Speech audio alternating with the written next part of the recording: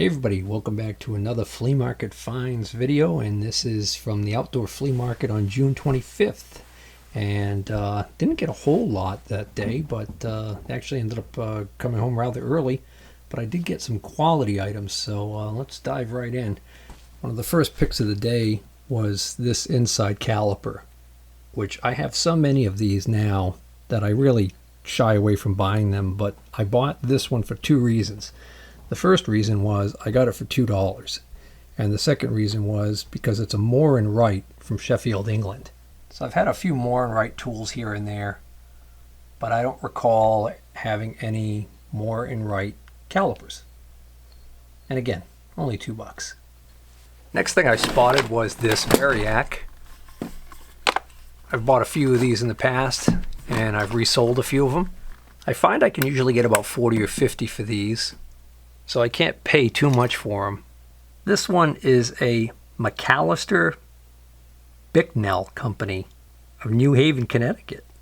You're always taking a chance when you buy these if you've got no way to plug it in and see if anything's going on with them. So, but I asked him what he wanted for it, and he said 20 bucks. Little surge in the light there when I turned it on, which would indicate that it is drawing, and it is drawing power. You might be wondering, well, why would it be drawing any power if you don't have anything plugged into it? Well, it's because this is a big inductor. So when you first initially power it up, that magnetic field has to build, and there's a initial current draw. There's an initial inrush of current. So this knob looks like it should be readjusted because it's actually feels like the set screw's loose. There we go. So that's what's going on here. So I'll just have to tighten that. Some of these have a pilot light that actually lights up to tell you that there's power present. Generally speaking, you don't want to use these as motor speed controls, but I just happen to have this grinder handy here, so I'm going to use it to test this.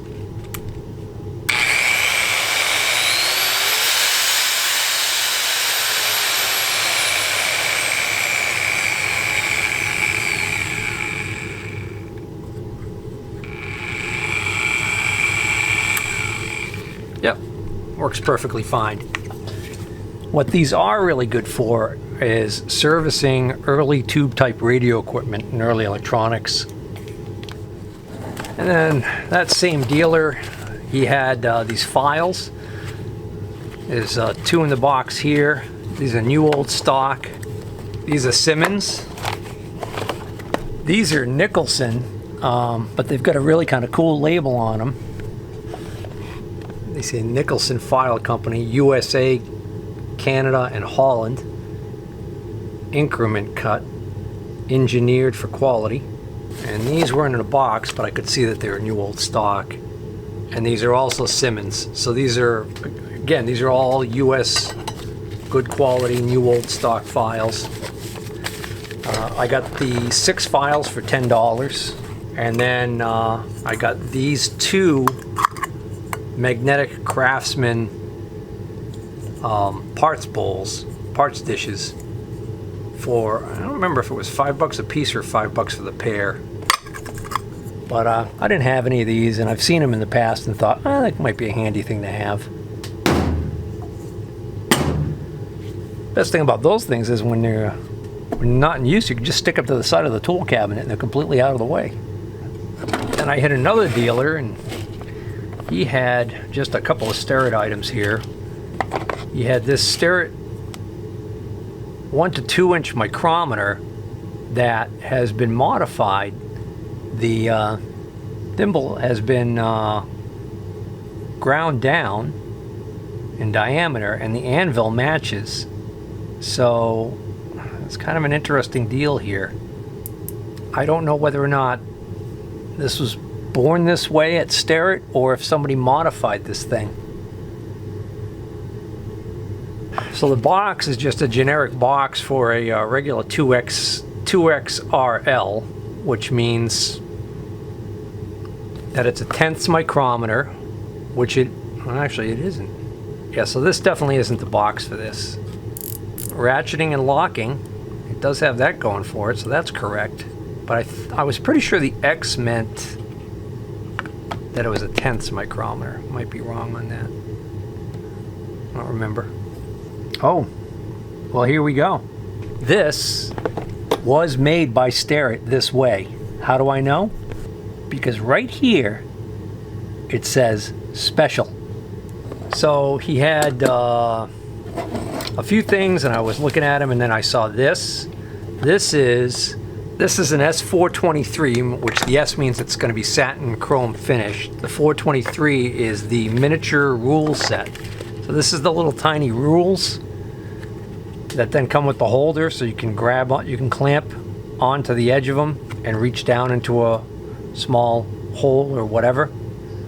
So something splattered on this, and this made these orange spots on the plastic, but the rules are all there, and the original holding rod is there, and it's got the original box, which is nice. So when I asked him how much he wanted for these, I think he said he wanted 15 a piece for these, and I think I said, would you take 20 for the pair? And he said sure, so I was good at that. And then I almost didn't buy this because he wanted, I think, 25 for this. And if it was a Starrett, it'd be a no-brainer, but I actually don't know who makes this. It is marked made in England, which makes me think it's possibly Moore and Wright, or, you know, I don't know, it could be another company too. I forget them off the top of my head. I can't remember all the English manufacturers that I know. But it's interesting that I don't see any other markings on it other than made in England right here. Yeah, can't find any other markings on it. It does seem like it's a fairly lightweight one. You know, the castings seem a little flimsier. The scriber has a plastic top to it. Yeah, that's plastic. But the bubbles are intact. So, I don't know. Might not get much more than what I paid for that thing. And I think from the same guy, I was able to get this this thread micrometer. He had $50 on this.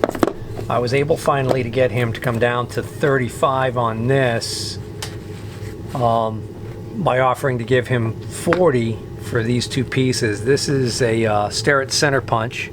This is a pretty darn early one because it's actually got a patent number on it, but it still seems to work perfectly fine, and it's a Starrett. So anyways, this is a Mitutoyo thread pitch micrometer. So these tend to be pretty pricey. The bad news about this one is that it only has 1, 2, 3 sets of anvils present, but you can still get quite a bit of range with even just those 3 sets. So this will be a nice find. This will be a nice deal I'll be able to give somebody on this, because again, I'm only into it for 35. I tend to trade quite a bit higher than that.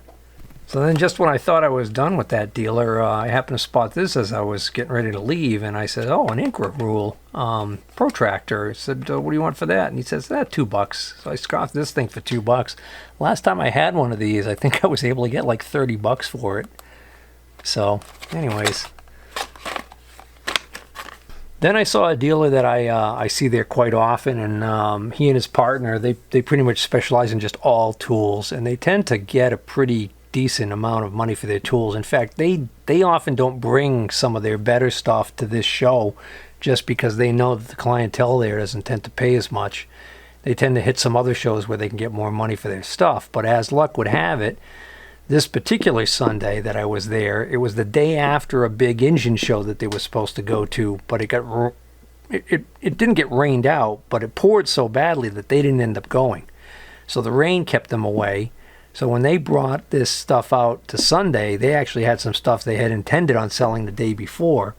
So I actually was able to get some decent stuff. The first thing I did was I was able to put together a deal for $50. I got this group right here, which is this Starrett tap wrench, which has been heavily cleaned, so I imagine it was pretty rusty at some point. In fact, the reason why it's wrapped up in this is because this was still really oily. And this Greenfield number 5. So I believe I ended up paying $25 for these 2 tap wrenches, and then I ended up paying $10 a piece for these 2 Starrett items, which are unique. It says it's a gauge block set, and what's in here is the cutest little Starrett box, and each one of these is identical, and they only contain 2 gauge blocks. And these are Weber gauge blocks, so they're good quality. And no, that doesn't mean that these were swapped out. These were exactly what would have been in here from Starrett. 100 thou and 110 thou. So, you know, he admitted to me that he's never even seen these before, and neither have I. So he said, how about $10 a piece? And I said, sure. So I don't even know if these are going to be in the catalog. Guess I should check, huh? All right, so here's what I think these might be. A Starrett 715 or a Starrett 812 both appear to be early electronic measuring systems, electronic gauges. So you can find like electronic probes for a Starrett 715 or electronic probes for a Starrett 812, and then those would have hooked up to a bigger box with a meter on it for very, very precise measurement. And I think what these may have been is these may have been gauge block sets that came with it to calibrate the unit, maybe. I don't know. Hopefully somebody will find these interesting and buy them from me for a little bit of profit. The first deal I put together with him was these 2 tap wrenches and these 2 items here and this item here, which I know that he only charged me $10 for this, and this is the best deal of all of this stuff here. So we'll get to that in a second. So I believe I ended up paying $20 for these, $30, and then it was $50 for everything. So it must have been $20 for these 2 items. Yeah, it must have been $20 for these 2. But anyways, this, it's kind of hard to see, but it actually says right here, Zero It Mitutoyo. So you can just see it right there, Zero It Mitutoyo. There's a couple of things that are interesting about this. It actually says made in the USA. So this is actually a Mitutoyo product that was made here in the US. But you don't see that very often. And then there's a number on here, 950 space 110, which is a typical Mitutoyo part number. And sure enough, I looked it up. You can buy this right now out of the Penn Tool catalog, and it's about $275 new. What is it? It is a indicator holder for your milling machine or anywhere where you've got a collet. So what we've got is we've got a stepped shaft here, 3 different sizes. This allows you to not have to change collets as often in order to insert this into your milling machine spindle. Once this is in the spindle, we've got a rough adjustment here that allows us to move this in and out like so. Okay. But then once we get it roughly where we want it, there's a precision fine adjust right here that moves this out. And then here on the end is a dovetail for your dial test indicated amount. There's also a rod in case you have like the older last word style that has the little rod that on the top. This one's been engraved by Dan, unfortunately, and it's, you know, definitely seen some heavy use. But this is a really neat little gizmo. And like I said, these are very expensive new, so getting this for $10 was a really good score. On my second pass through, I came back by his table, and I had seen this the first time. This is a Starrett disc micrometer, but he had $60 on it. It's very clean, great condition. That's the only thing that I liked about it, but the price kind of was a little tough. I knew he was not going to be too flexible on that. In fact, he didn't want to come down below 50 on this, so I passed on it the first time around. But then when I came back and we were talking about it, he said to me, he says, I got something else I could show you. And he goes in his truck and he takes this out of the glove box. He didn't even want to have this out at this show. And we were kind of joking, like he was going to show me something I could drool over, but I can't, that it's not for sale. He says, oh, no, it's for sale. So then he tells me, well, first he shows me. So this is a Starrett combination square. This is the little number 33 6-inch. Brand new. Still in the plastic.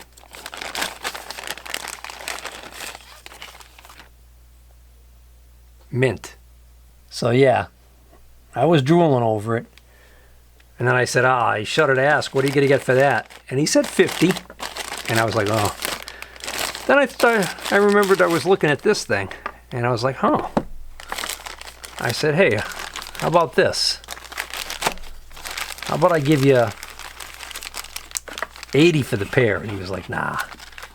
I said, well, I don't remember how I approached it, but in the end, I got the 2 for 90.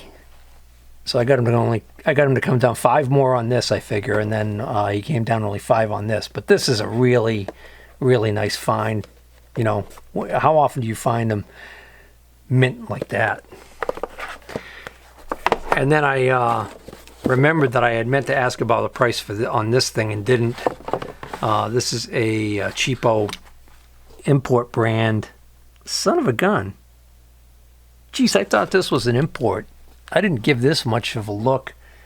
And when he told me it was $15, I just said, all right, I'll take that for 15. And I thought it was just a cheap import. Now I look at it, it's made in Germany. This is actually a Koffer or Kaffer. I forgot how you say it. Yeah, don't ask me how to pronounce it, but this is actually better than I thought. And then as I was leaving, I found a dealer who had this one lowly Machinist item on his whole table. And I'm surprised that nobody had snagged this. This is an MHC brand indicator, which is, you know, it's an off brand. It's a catalog brand name. But what's great about it is it's a long travel indicator. I love the secondary dial, the way it works on this. Just kind of a neat deal. But what's great about this thing is I think it may have never been used. There's not even any scratches to indicate that this was ever tightened or mounted on anything. He had it just like this with this original foam insert here, but no box. And I got this for $10. So that was another really good deal. And that was it. That was everything that day. Well, actually, I did get 2 gallons of old antifreeze that were never opened, but they were on a guy's dollar table. So I got 2 gallons of antifreeze for $1 a piece.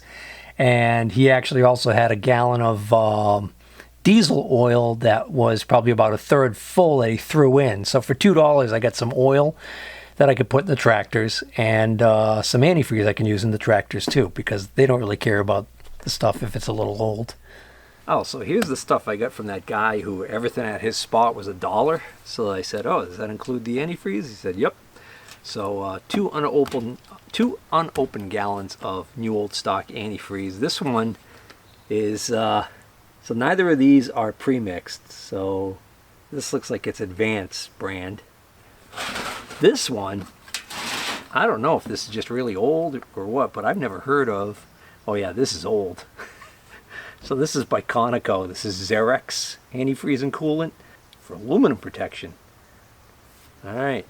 Well, I haven't heard of this brand, and the real telltale sign is that this is a Mars sale sticker. So this was a department store up here in the Northeast. I don't know how many of these stores were around, but they're long since gone. And this sale price on this was $2.99 for a gallon of antifreeze. So that's a blast from the past. So I don't know whether or not there's a shelf life on this stuff. Maybe one of you guys out there watching the video knows. But I don't use this in my vehicles that are on the road. I tend to just use this for these projects I have, like my old tractors and stuff like that. I loathe to admit that I am woefully bad about that kind of maintenance on the tractors. So, you know, I figured that this old antifreeze is probably better than just leaving the much older antifreeze that's in there. I don't know. And then this, I actually already used some of this. This was, he threw this in for free. This was Ford Motorcraft 15W40 diesel motor oil. So this was originally 6 quarts, and there was probably about 2.5 or 3 quarts left in there. That was nice for free. All right, so we're going to wrap this one up. I hope you enjoyed the video. If so, please hit the like button. And if you're not already a subscriber, consider subscribing and sharing. Thank you.